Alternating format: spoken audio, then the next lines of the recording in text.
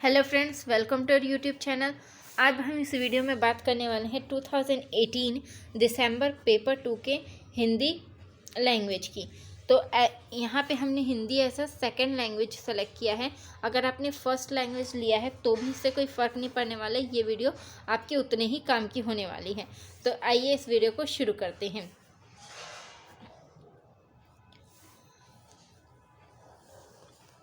तो हमारा जो सेकेंड लैंग्वेज हिंदी में फर्स्ट क्वेश्चन जो है वो क्या है, पद्यांश है, मतलब पैसेज है। 121 से 128 तक के क्वेश्चंस क्या हैं, इसी पैसेज पर डिपेंड है। तो आपको क्वेश्चन सॉल्व करने से पहले क्या करना पड़ेगा, पूरा पैसेज को अच्छे से पढ़ना पड़ेगा। तो आइए पैसेज को पढ़ते हैं। पैसेज एक आप क्या करें, वीडियो को पॉज कर लें और उसके बाद क्या करें, पैसेज को पढ़ें और फिर मैं क्वेश्चन सॉल्व कराऊंगी, फिर वो आप सॉल्व करेंगे, ठीक है। तो आप वीडियो को पॉज करें और इसे थोड़ी देर पढ़ें।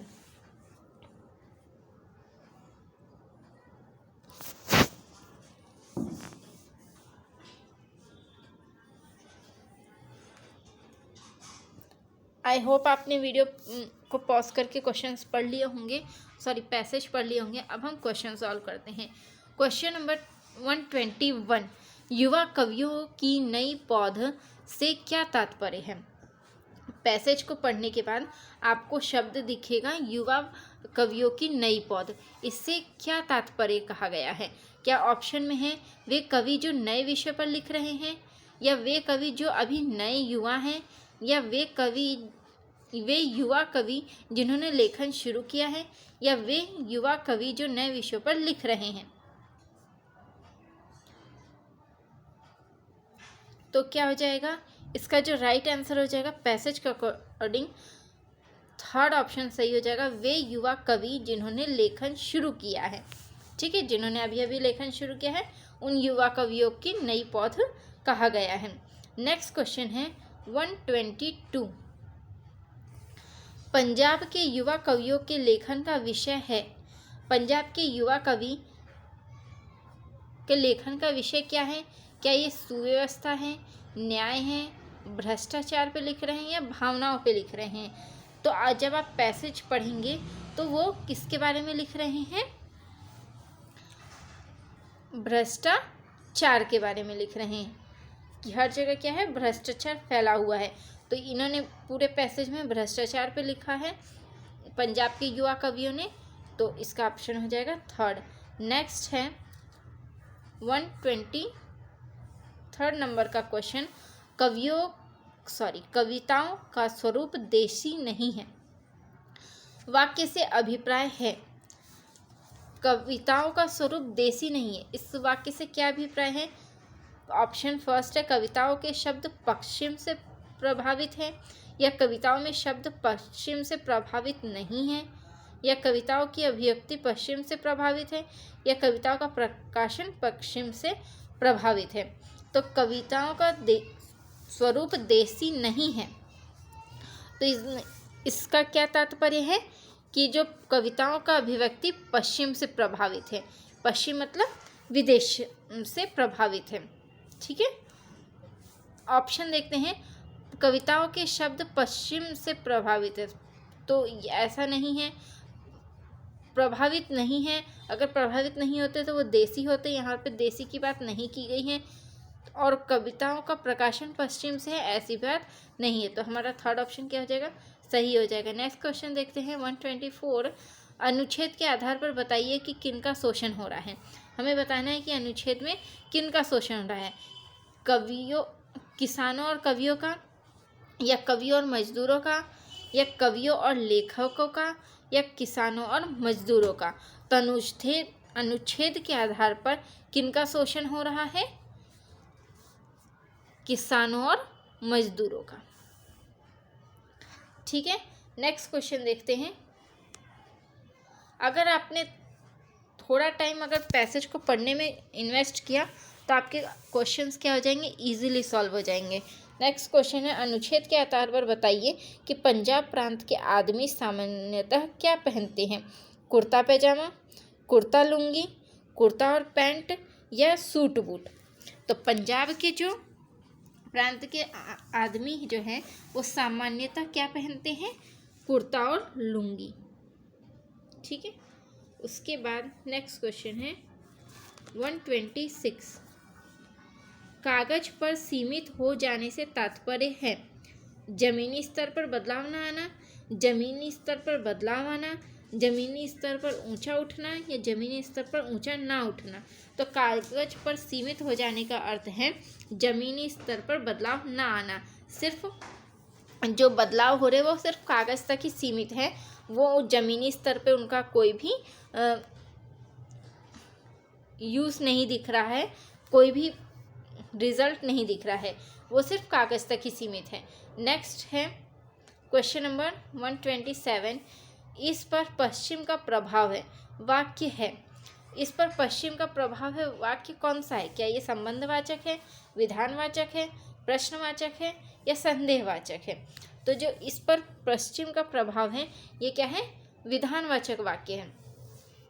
इस वाक्य का किसी से संबंध नहीं बताया गया है, प्रश्नवाचक किसी प्रश्न की बात नहीं की गई है, और संदेह शायद या हो सकता है ऐसी बात भी नहीं की गई है। तो इसका जो आंसर है क्या है? विधानवाचक वाक्य। नेक्स्ट क्वेश्चन देखते हैं 128। ग्रामीण, सामाजिक, युवा आदि शब्द हैं। ये जो तीनों शब्द है वो क्या है? क्या ये संज्ञा है, क्या ये सर्वनाम है, क्या ये विशेषण है या क्रिया है? तो जो ग्रामीण, सामाजिक और युवा शब्द हैं वो क्या है? विशेषण है। ये क्या बता रहे हैं? विशेषता बता रहे हैं कि लोग क्या है? ग्रामीण है, सामाजिक है, युवा हैं। आप भी कह सकते एक सेंटेंस भी बना करके चेक कर सकते कि ये एज अ संज्ञा यूज़ हो रहे हैं, सर्वनाम यूज़ हो रहे हैं या विशेषण या क्रिया यूज़ हो रहे हैं। क्रिया तो ये बिल्कुल भी नहीं है। ठीक है। सर्वनाम वो होते हैं जो संज्ञा के स्थान पर आते हैं, और संज्ञा ये हमें नहीं लग रहे हैं। ठीक है। तो ये क्या है? विशेषण है। विशेषण वो होते हैं जो संज्ञा की विशेषता बताते हैं। तो हमारा ऑप्शन क्या हो जाएगा? थर्ड। नेक्स्ट है क्वेश्चन नंबर 131। एक मिनट। नेक्स्ट जो क्वेश्चन है 128 के बाद 129। 129 क्वेश्चन सॉल्व करने से पहले भी यहाँ क्या है? एक शॉर्ट पैसेज है जिसके आधार पर क्या होगा? 129 से लेकर के 135 तक के क्वेश्चन सॉल्व होंगे। तो इसे भी पढ़ना बहुत ज़रूरी है। आप क्या करेंगे? इसे भी 2 मिनट पॉज करके वीडियो पढ़ेंगे और फिर क्वेश्चन को सॉल्व करेंगे। छोटा सा पैसेज है, इसको पढ़ने में 2 से 3 मिनट लगने चाहिए। आप पॉज करके पढ़ लें, हम क्वेश्चन को सॉल्व करते हैं। Question number 129। अनुच्छेद के आधार पर कहा जा सकता है कि शिक्षा देना संभव है, शिक्षा देना संभव नहीं है। शिक्षा विद्यालय में मिलती है, शिक्षा परिवार में मिलती है। तो अनुच्छेद के आधार पर क्या कहा गया है? कि शिक्षा देना संभव नहीं है। ठीक है। हमें आंसर मन से नहीं देना है, या आप सोचे कि पैसेज नहीं पढ़ते हैं उससे भी आंसर दे सकते, तो ऐसा ना करें।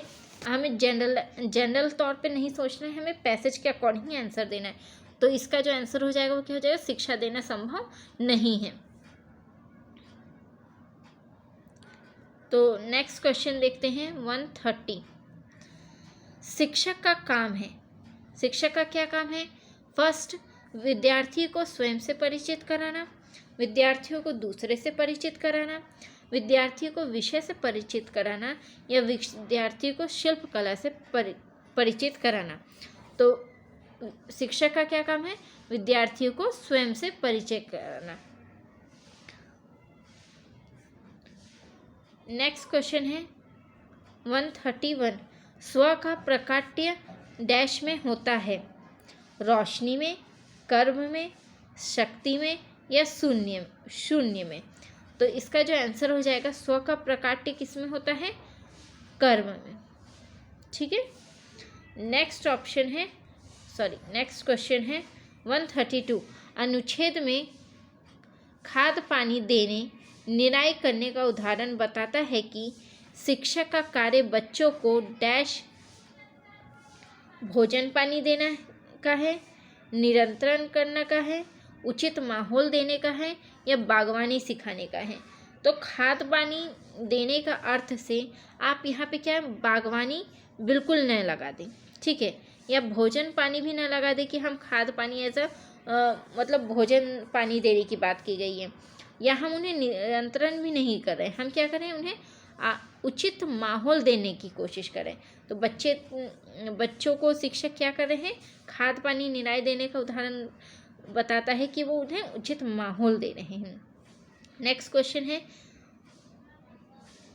133, स्व क्या है, ये दृश्यमान होता है, प्रकाश होता है, किरण होता है या अदृश्य होता है। तो स्व क्या होता है, अदृश्य होता है। नेक्स्ट क्वेश्चन है 134, वे बड़ी सुंदर मूर्तियां बनाते थे। वाक्य में प्रविशेषण है, वे बड़ी सुंदर मूर्तियां। तो प्रविशेषण क्या है, प्रविशेषण वो होते हैं जो विशेषण की विशेषता बता रहे हैं, ठीक है, विशेषण की भी विशेषता बताए, वो क्या होते हैं, प्रविशेषण। तो यहाँ पे विशेषण क्या है, सुंदर, मूर्तियाँ कैसी है, सुंदर, और सुंदर की भी विशेषता क्या बता रहा है, वो सुंदर भी क्या है, बड़ी। तो यहाँ पे जो ऑप्शन हो जाएगा वो क्या हो जाएगा, बड़ी। नेक्स्ट है 135, अंकुरित शब्द में प्रत्यय है। अंकुरित में प्रत्यय क्या है, प्रत्यय वो होता है जो शब्द के पीछे लगता है, ठीक है। तो आप क्या करें, अगर आप नहीं आ रहा है तो आप क्या मूल शब्द निकाल लें, किसी शब्द में से मूल शब्द वो होते जिसकी कोई मीनिंग होगी, ठीक है। अब अंकुरित को तोड़ेंगे तो अंकु तोड़ेंगे तो उसकी कोई मीनिंग नहीं होगी, लेकिन अंकुर तोड़ेंगे क्या होगा, अंकुर, तो उसकी कोई मीनिंग हो जाएगी। और इसमें अगर इत प्रत्यय लगा देंगे तो क्या हो जाएगा, अंकुरित। तो जो पीछे लगा वो क्या हो गया, हमारा प्रत्यय। तो इसमें कौन सा प्रत्यय लगा है, इत प्रत्यय लगा है, ठीक है। नेक्स्ट क्वेश्चन है 136,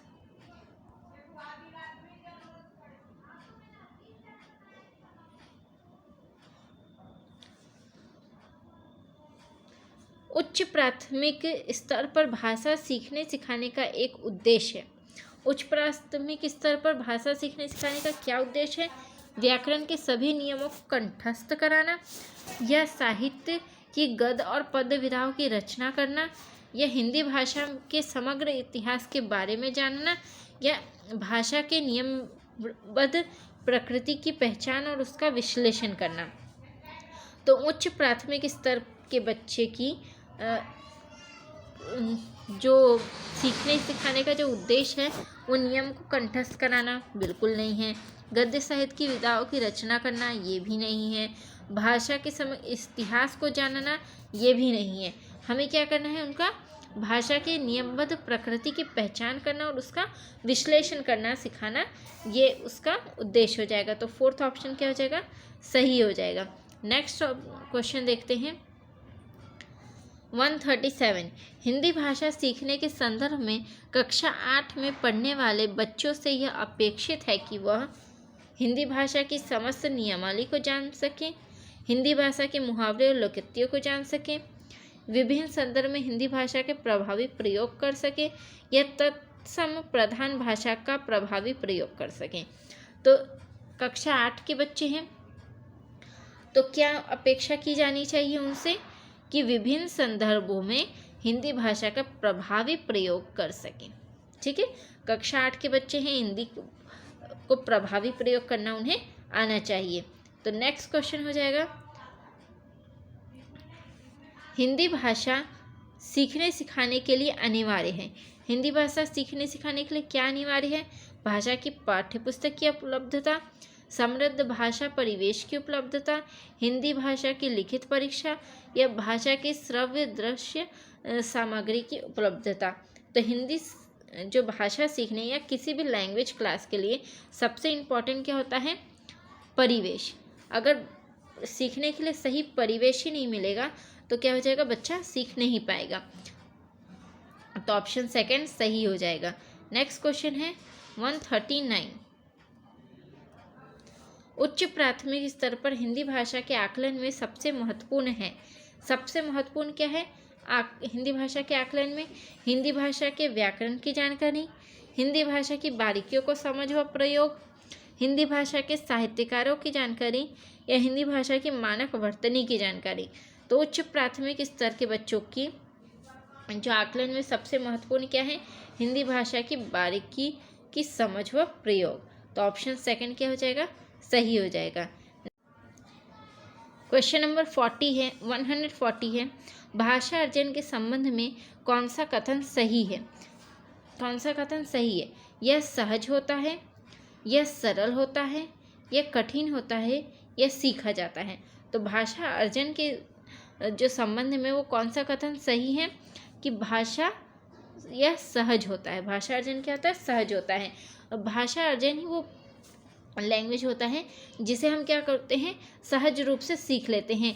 उसमें हमारी कौन सी भाषा आ जाती है? मातृभाषा, जिसे हमें सीखने के लिए किसी कोचिंग या स्कूल की आवश्यकता नहीं पड़ता है। घर का माहौल देखते ही भाषा क्या हो जाती है? अर्जित हो जाती है।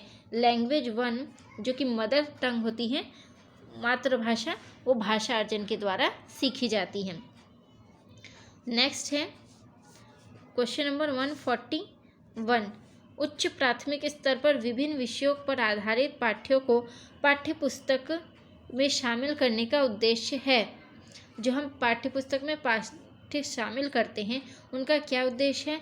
बच्चों को विभिन्न विषयों की जानकारी देना, बच्चों को विभिन्न प्रयुक्तियाँ से परिचय कराना या अन्य विषयों को सीखने में मदद करना या अन्य विषय का सरलीकरण करना। तो उच्च प्राथमिक स्तर पर जब पाठ्यपुस्तक में हम किसी पाठ को शामिल करते हैं तो उसका उद्देश्य क्या हो जाता है कि हम बच्चों को विभिन्न प्रयुक्तियों से परिचित कराएं। ठीक है, तो ऑप्शन सेकंड क्या हो जाएगा? सही हो जाएगा। नेक्स्ट है 142 नंबर का क्वेश्चन है आकलन का प्रयोग डैश के लिए होना चाहिए। आकलन का प्रयोग किस लिए होना चाहिए?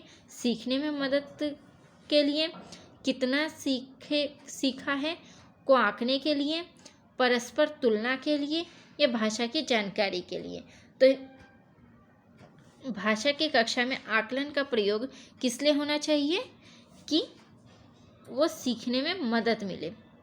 बच्चे ने कितना सीखा है, उसे कहाँ पे ज़रूरत है और आवश्यकता है मदद की, वो दी जा सके, इसलिए सीखने में मदद के लिए आकलन का प्रयोग किया जाता है। नेक्स्ट क्वेश्चन है 143।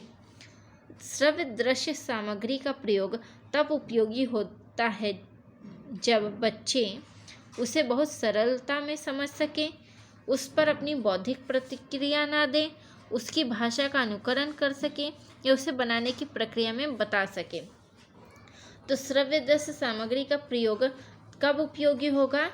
जब उस पर बच्चे अपनी बौद्धिक प्रतिक्रिया दे सकें। ठीक है, तो ऑप्शन सेकंड क्या हो जाएगा? सही हो जाएगा। नेक्स्ट है 144 नंबर का क्वेश्चन। उच्च प्राथमिक स्तर पर विभिन्न उद्देश्यों के लिए किए जाने वाले लेखन कार्य में सबसे महत्वपूर्ण क्या है? लेखन कार्य के लिए सबसे महत्वपूर्ण क्या है? जल संरक्षण पर विज्ञापन बनाना, आपदा प्रबंधन पर स्लोगन लिखना, अधूरी कहानी का अंत लिखना या डायरी लिखना।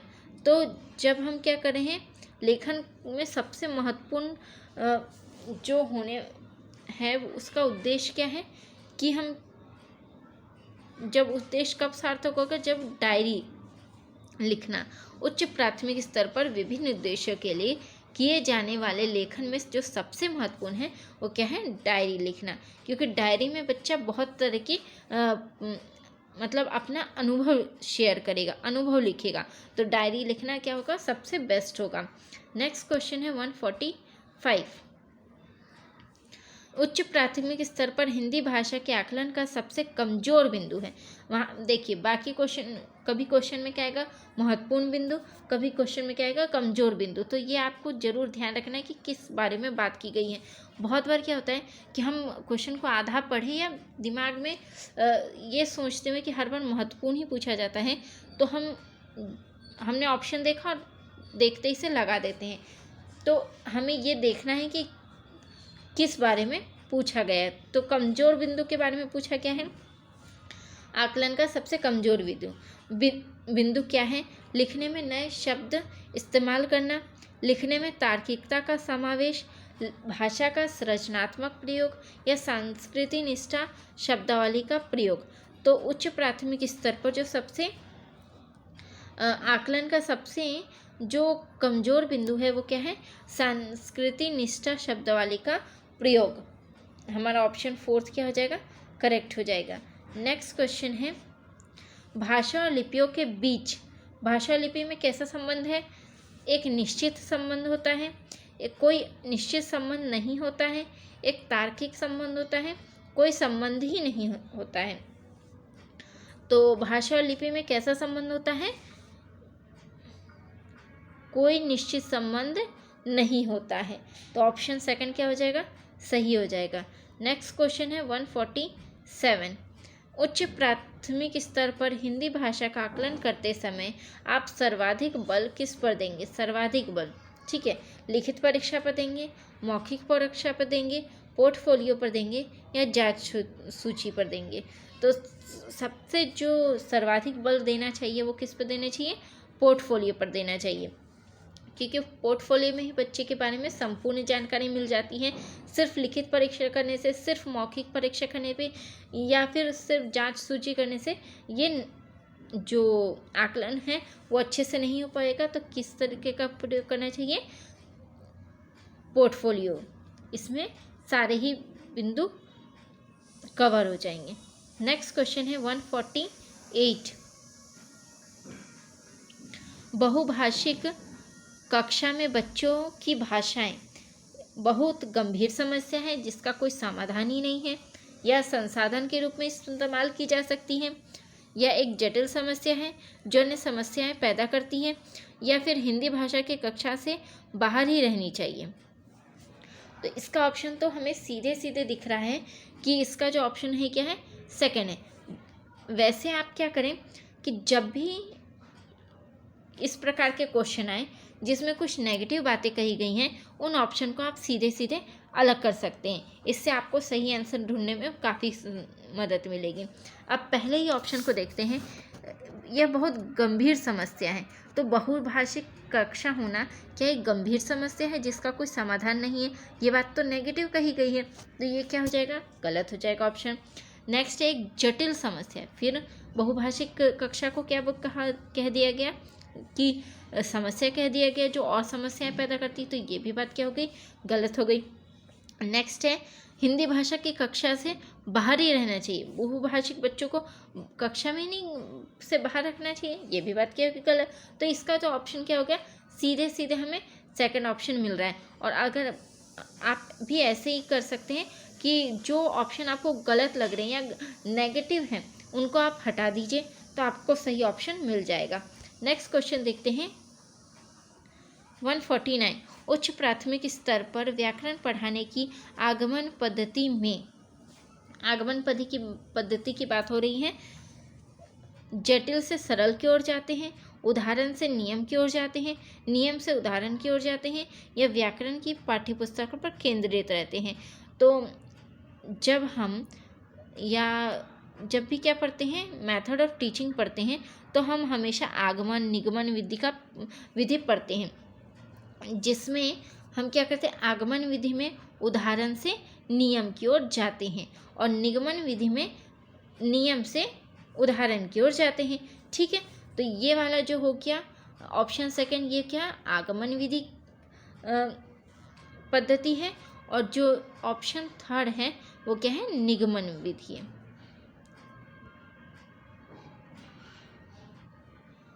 ये बहुत सारे सब्जेक्ट्स में ऐसे ही हिंदी की जगह इंग्लिश में भी आ सकते हैं कि आगमन पद्धति इंडक्टिव मेथड क्या होते हैं जो एग्जाम्पल से रूल की तरफ जाते हैं, और निगमन मतलब डिडक्टिव मेथड क्या होते हैं जो रूल से एग्जाम्पल की तरफ आते हैं, ठीक है। तो नेक्स्ट क्वेश्चन की तरफ बढ़ते हैं 150 और इस टॉपिक का लास्ट क्वेश्चन। अंतर्निहित भाषा क्षमता का संबंध डैश के साथ है। अंतर्निहित भाषा की बात किसने की है या वो किससे रिलेटेड है? क्या वो चॉम्स्की हैं या पियाजे हैं, स्किनर हैं या वाइगॉस्की हैं? तो जब भी भाषा की बात आती है या अंतर्निहित भाषा की बात आती है तो हमेशा जवाब क्या होता है? चॉम्स्की। इसके अलावा यूनिवर्सल ग्रामर की बात ये भी किसने की है? चॉम्स्की ने की है। भाषा पर जो अधिकतर क्वेश्चंस होते हैं उनके आंसर क्या होता है? चॉम्स्की होता है। तो आप ऐसे भी याद कर सकते हैं, अगर आपको जवाब नहीं पता तो आप भाषा में चॉम्स्की लगा सकते हैं। फिलहाल इसका आंसर क्या है? चॉम्स्की ही है। ठीक है, तो इसी के साथ हम वीडियो को फिनिश करते हैं। अगर आपने चैनल को सब्सक्राइब नहीं किया तो चैनल को सब्सक्राइब करें, वीडियो को लाइक करें, और अगर आपकी कोई फीडबैक है, कमेंट है, तो उसे भी कमेंट सेक्शन में ज़रूर लिखें। Thanks for watching.